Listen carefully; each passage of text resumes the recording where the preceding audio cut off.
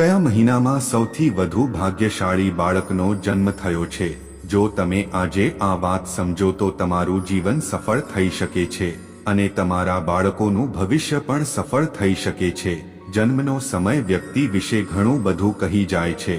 જન્માક્ષર માત્ર જન્મ તારીખ અને સમય જોઈને બનાવવામાં આવે છે. જ્યોતિષ શાસ્ત્રમાં ફક્ત આ કુંડળી જોઈને વ્યક્તિના સારા અને ખરાબ કાર્યો, તેના ભૂતકાળ, ભવિષ્ય અને તેનું મૃત્યુ જાણવાની રીતો પણ આપવામાં આવી છે કે કયા મહિનામાં જન્મેલા બાળકો સૌથી વધુ બુદ્ધિશાળી હોય છે. તમે એ વાતથી સારી રીતે વાકેફ હશો કે આપણને આપણા કર્મો પ્રમાણે ફળ મળે છે. જો કોઈ વ્યક્તિ સારા કાર્યો કરે છે તો તેને સારું પરિણામ મળે છે. જો કોઈ ખોટું કામ કરે છે તો તેને ખરાબ પરિણામ મળે છે. સારા અને ખરાબ કાર્યોની સાથે સાથે આપણા પાછલા જન્મોથી આવે છે. તમે ઘણીવાર જોયું હશે કે બાળકનો જન્મ ખૂબ જ સમૃદ્ધ પરિવારમાં થાય છે અને બાળકનું જીવન અનેક સુખ સુવિધાઓ અને મિત્રોથી ઘેરાયેલું હોય છે. ઘણા બાળકો એવા સંજોગોમાં જન્મે છે જેમના ઘરો ખૂબ જ ગરીબ છે. તેઓ દરેક નાની વસ્તુ પર નિર્ભર છે. તેમના શરીર પર કપડાં નથી. જો તેમને સવાર માટે ખાવાનું મળે છે તો સાંજે ખાવા માટે કોઈ નથી. જો સાંજે ખાવા માટે કંઈ નથી, તેમનું જીવન ખૂબ જ દુઃખી હોય છે. મિત્રો, એક નાના બાળકે પણ કંઈ ઓછું કર્યું નથી તો પછી એક તરફ નાના નવજાત બાળકને બધું સારું મળી જાય તે કેવી રીતે શક્ય છે? અને બીજી તરફ ગરીબ પરિવારમાં જન્મેલા બાળકોને દુઃખ અને વેદનાભર્યું જીવન જીવવું પડે છે. તેમનું જીવન ખૂબ જ પીડાદાયક હોય છે. તે આપણા અગાઉના જન્મોના કર્મો દ્વારા નક્કી કરવામાં આવે છે.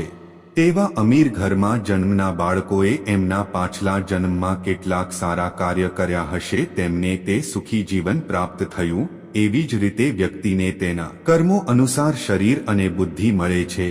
ઘણા લોકો શારીરિક રીતે ખૂબ જ સ્વસ્થ હોય છે.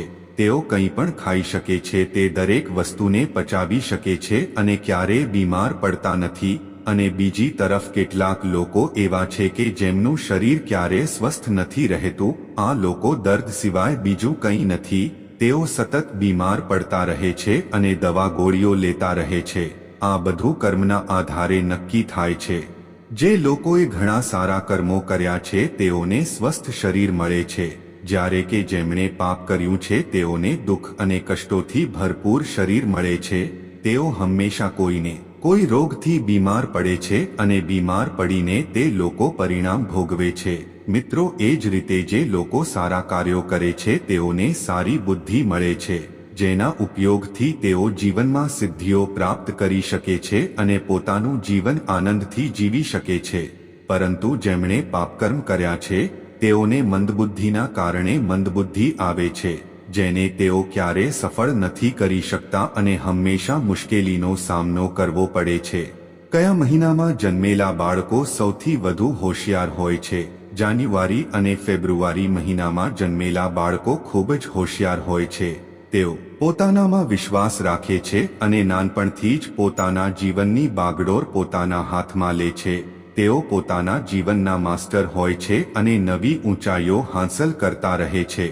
આવા બાળકોના માતાપિતા ખૂબ નસીબદાર હોય છે, કારણ કે આવા બાળકો તેમના માતાપિતાને ગૌરવ અપાવતા રહે છે. માર્ચ અને એપ્રિલમાં જન્મેલા બાળકો ખૂબ જ ગુસ્સાવાળા સ્વભાવના હોય છે. આ બાળકો દરેક વાત પર ગુસ્સે થઈ જાય છે અને પોતાને શ્રેષ્ઠ બનાવવાનો પ્રયાસ કરતા રહે છે. તેઓ તેમના આત્મસન્માનને સુધારવા માટે કોઈને નુકસાન પહોંચાડવામાં પાછળ નથી રહેતા અને સાથે જ તેઓ આવા જ હોય છે. આ લોકો પોતાનું કરિયર બનાવવા માટે બીજાનો સહારો લે છે અને તેમને આ વાતનો કોઈ અફસોસ નથી હોતો. આ પછી જૂનમાં જન્મેલા બાળકો ખૂબ જ ભાગ્યશાળી હોય છે. પ્રિય દર્શકો, જૂનમાં જન્મેલા બાળકોનું હૃદય મોટું હોય છે. તે સ્પષ્ટ છે કે તે જ સમયે તેઓ હંમેશા અન્ય લોકોને મદદ કરવાનો પ્રયાસ કરે છે, પરંતુ તેમનું નસીબ તેમને અનુકૂળ નથી. તેઓ ઘણીવાર લોકો દ્વારા આપવામાં આવતી છેતરપિંડીનો શિકાર બને છે અને તેમને વ્યવસાયના મામલામાં ભારે નુકસાનનો સામનો કરવો પડે છે. આ બાળકો પોતાનું ભવિષ્ય જાતે જ નક્કી કરે છે અને ધર્મના માર્ગે ચાલે છે. પ્રિય દર્શકો, જુલાઈ અને ઓગસ્ટ મહિનામાં જન્મેલા બાળકો ખૂબ જ દયાળુ સ્વભાવના હોય છે. તેઓ ખૂબ નસીબદાર હોય છે અને તેઓ સરળ સ્વભાવના હોય છે. તેઓ બીજાને મદદ કરે છે અને તેમના માતાપિતાની સેવા કરવામાં ક્યારેય શરમાતા નથી. આ મહિનામાં જન્મેલા બાળકો અન્ય લોકોની નજરમાં મહાન બનવાની કોશિશ કરતા રહે છે અને ઘણીવાર સફળતા મેળવે છે. સપ્ટેમ્બર અને ઓક્ટોબર મહિનામાં જન્મેલા બાળકો ખૂબ જ ભાગ્યશાળી હોય છે. તેમને ભગવાનમાં શ્રદ્ધા હોય છે. તેઓને ભગવાનની ભક્તિમાં ખૂબ જ શ્રદ્ધા હોય છે અને તેઓ ભગવાનની ભક્તિ કરવામાં ઘણો સમય લે છે અને ક્યારે કોઈ પણ પ્રકારનું કામ કરતા નથી. તેઓ કોઈ પણ છેતરપિંડીનો આશરો લેતા નથી. તેઓ હંમેશા ધર્મનું કામ કરે છે અને પોતાના પરિવારને સફળ બનાવવામાં હંમેશા સફળ રહે છે. આ લોકો પોતાના જીવનમાં ઘણી મુશ્કેલીઓનો સામનો કરે છે અને પોતાના પરિવારની સંભાળ રાખવામાં સક્ષમ હોય છે. આ લોકોના જીવનમાં ઘણી મુશ્કેલીઓ આવે છે પરંતુ આ લોકો ભગવાનની કૃપા હંમેશા બની રહે છે. આવા લોકો ખૂબ જ બુદ્ધિશાળી હોય છે. નવેમ્બર અને ડિસેમ્બર મહિનામાં જન્મેલા બાળકો પોતાના વિચારોમાં સ્થિર હોય છે અથવા અન્યની લાગણીઓને સમજવામાં સક્ષમ હોય છે અને પોતાના વિચારોમાં અડગ હોય છે.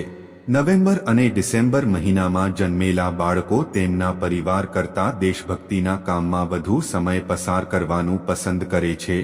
તેઓ અન્ય લોકોને મદદ કરવાનો પ્રયાસ કરતા રહે છે. તેમના જીવનમાં એક યા બીજી સમસ્યા આવતી રહે છે પરંતુ આ લોકો બીજાને મદદ કરતા રહે છે. આવા લોકો માતા પિતાની દિલથી સેવા કરે છે અને તેમના આશીર્વાદમાં વિશ્વાસ રાખે છે. મિત્રો, મને આશા છે કે માહિતી તમને પસંદ આવી હોય તો વિડીયોને લાઇક, ચેનલને સબસ્ક્રાઇબની સાથે બેલ આઇકન પણ પ્રેસ કરજો. જય શ્રી કૃષ્ણ. રાધે રાધે.